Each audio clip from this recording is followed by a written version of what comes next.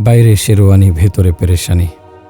কখনো কখনো বাদশাহ হওয়ার চেয়ে গোলাম হতে পারা সম্মানের। দুনিয়ার বাদশাহ ছিল ফেরাউন।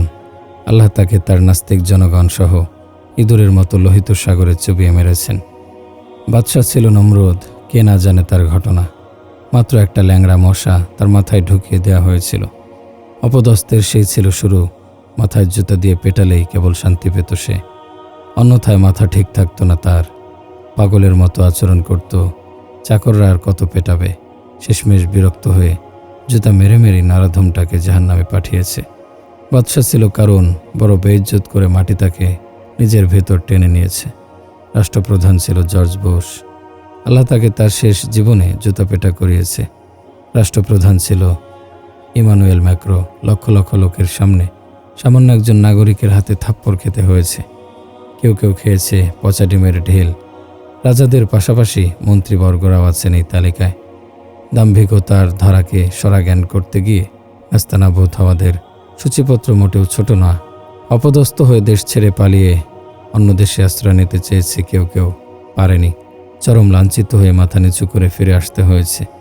ইতিহাসে এমন অনেক বাদশাহ ও ক্ষমতাশালী আছে যারা ক্ষমতায় থেকে যেমন অপমানিত হয়েছে, ক্ষমতা ছেড়েছেও চরম অপদস্থ হয়ে।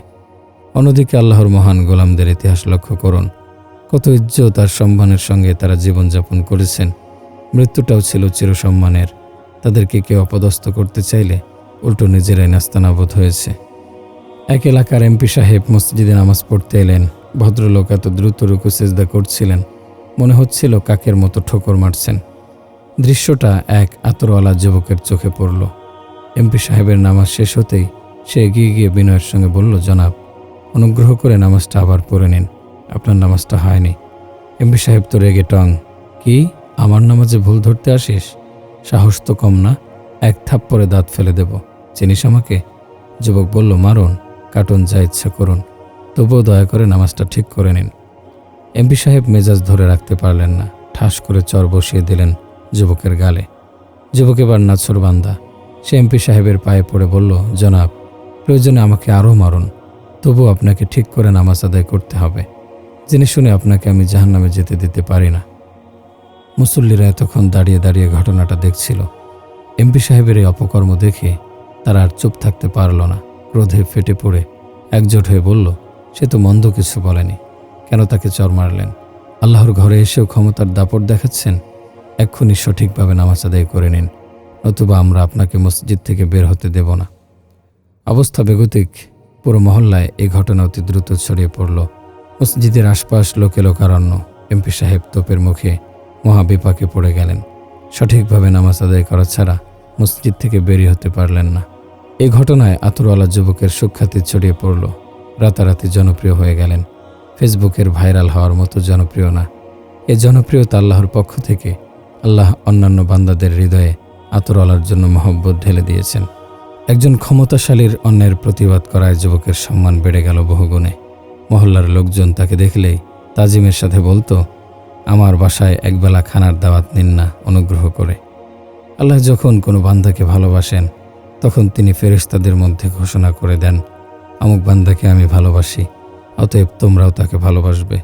ফেরেশতারা সেই বান্দাকে শুধু ভালোবেসেই ক্ষান্ত হন না, পৃথিবীর মধ্যে ঘোষণা করতে থাকেন, এই বান্দাকে আল্লাহ ভালোবাসেন, আমরাও ভালোবাসি, তোমরাও তাকে ভালোবাসবে। প্রকৃত বাদশাহী বুঝে একেই বলে। সামান্য এক আতর বিক্রেতা কত টাকারই বা মালিক? 1000, 2000, বড়জোর 5000 টাকার আতরই আছে তার কাছে। কিন্তু বাদশার বাদশাহ পরাক্রমশালী আল্লাহর কাছে তার দাম অনেক বেশি। চিন্তা করতে পারেন, আমেরিকার প্রেসিডেন্ট জো বাইডেন যদি টেলিভিশনে এসে ঘোষণা দেন, অমুক আজ থেকে আমার প্রিয় হয়ে গেছে, তাকে আমি ভালোবাসি, কেউ কি তাকে ঘৃণা করার ধৃষ্টতা দেখাতে পারবে? আমি বলবো, অবশ্যই পারবে। জনগণের পছন্দ না হলে ঘৃণা করতেই পারে, হয়তো ক্ষমতার ভয় প্রকাশ করবে না, কিন্তু অন্তরে ঠিক ওই লোকটার প্রতি ঘৃণা পোষণ করবে। আর যদি সময়ের সাহসী সন্তান হয়, তাহলে সুযোগ পেলে মাথায় পচা ডিম মেরে কিংবা জুতো মেরে ঘৃণার বহিঃপ্রকাশ ঘটাবেই। কিন্তু আল্লাহ যাকে ভালোবাসবেন তাকে ঘৃণা করার মতো অবস্থা কারো হৃদয়ে থাকবে না। হৃদয়ের মালিক যিনি, তিনিই তো হৃদয় জুড়ে সেই বান্দার প্রতি ভালোবাসা দিয়ে ভরপুর করে দেবেন। কারো হৃদয়ে ভালোবাসা তৈরি করে দেওয়ার ক্ষমতা একমাত্র আল্লাহ তাআলারই আছে। আমেরিকার প্রেসিডেন্ট কেন, বিশ্বের সব প্রেসিডেন্ট একজোট হলেও এই ক্ষমতার বিরুদ্ধাচরণ করার মুরুদ নেই।